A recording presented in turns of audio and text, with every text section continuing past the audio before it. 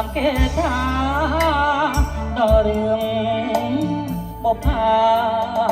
បានឃើញតលផងដែរកាលក្នុងចិត្តកើត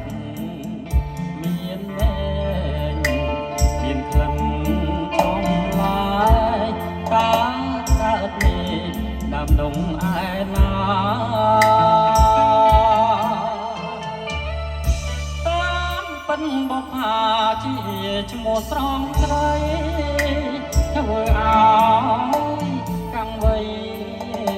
ញាប់ញ័រចិន្តាកាំងវៃអាភ័ព្វជាប់ចិត្តប្រាថ្នាហ៊ានយកសង្ខារដាច់ឲ្យបរណាដូរសំណានឹងស្រីបងសុំលន់ទូសួរអូនបូផាសូមពើមេត្តាសំដងប្រដីសូមអូនអាណិតដល់ចិនកាំងទួរូបមងស្រីក៏នៅតែស្ម័គ្រក្នុងនាមចិត្តប្រងដែរសម្បោះដូចបងអបការទាំងដងលើទ្រូងមរណាំងនៅមុខភ្នោបងចាវលាំងបើរូ